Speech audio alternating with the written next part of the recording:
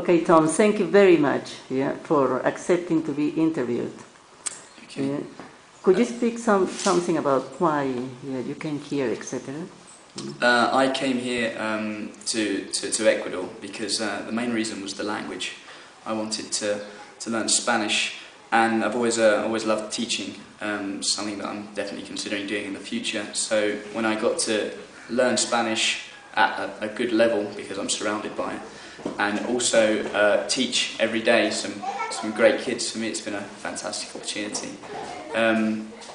So yeah, I chose Ecuador because I thought the accent was very slow, the Spanish was nice, and it's quite central, so I can travel around to other countries. It's a fantastic place.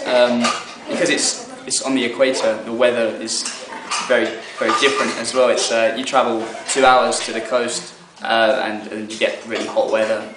Here sometimes well, I live in the cloud forest in Jungia, which is an amazing place. It's surrounded by mountains, and it's picturesque. It's exactly what when you imagine sort of travelling away for a sort of gap year and an exotic sort of location. You can't get any better than this, really.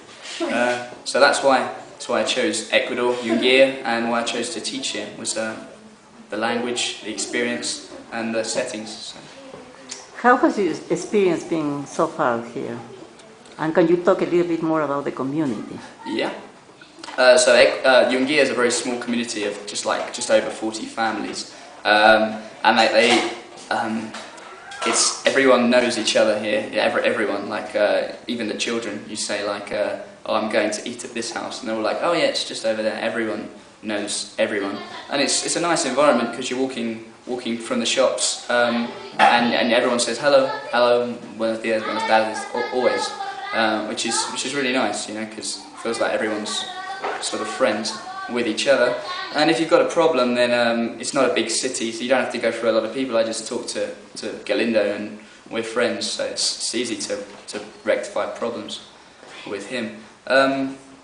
What more? It's great because I'm the teacher here, so I teach like about 30 children, and they've all got parents, obviously, that live here. So therefore, I'm teaching their children, and therefore it's a good way to get to know everyone in the community as well, because I'm like, "Oh, your daughter's Camilla." Okay, yeah, I know. Therefore, it's a good way to get to know people, because and Pamela. Pamela's the headmistress here, and she lives literally in the school, and it's where I spend the majority of my time, is in our house, and we're pretty good friends now. Yeah, it's great, really. I'm basically just loving it. So. What do you think that you are taking with you after having this experience? I'm taking with me more teaching experience, because that's always important. Teaching for 5 months is a long time. And obviously the Spanish as well, although I keep learning Quechua words, which isn't too good. It's a beautiful language. It is, but it's confusing, because I keep saying words like "naña" and stuff, and if I go to Spain, they won't understand me. So I've got to just try and just learn the Spanish. But I'll take away the language, I'll take away the confidence of, I don't know, like everyone here is very confident, like they all just get up, and it's quite rare. In England we're not, so we're a bit more reserved, I suppose. So it's like for example, this week's the Day of the Niño, and I have to like sing a song to the children with a guitar and stuff, so it's quite, well, you just have to not have vergüenza. You just have to just do it. What's vergüenza in English? Shame? Shame. Yeah. You just have to, yeah, so I'll come back more confident, learning Spanish, a lot of teaching experience, and hopefully a lot of friends. So. And what impact do you think that you have made here? Well, I think that the children are learning English quite well with me.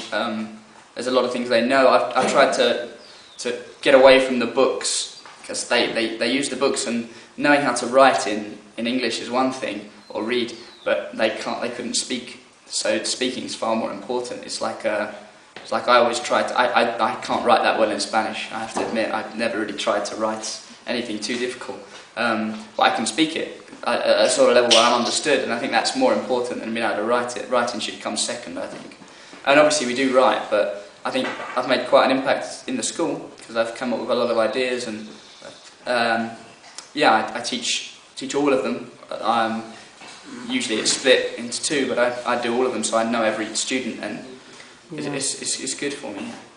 And what would you recommend to the new volunteers that are coming to Jungi? What would you like? What message would you like to? What message? Yeah. Be ready to eat a lot of soup. A lot of rice. The food is very different from England, but it's very good as well. Just be ready for anything. To be honest, the children will ask you questions like, "What's dragon or castillo in English?" And I'm like, "So a dictionary," and you always have to look because children like strange things. Like, it's not the sort of Spanish that you'd expect. So you're going to learn Spanish very fast. So be prepared to work. Well, I work pretty much every day on my Spanish, just to try and communicate with the children. Because to teach is you need to know Spanish to explain things like when you're saying, for example, today we're learning with the verb haber, like yo he hablado, I have spoken in English. You need to be able to explain that to them.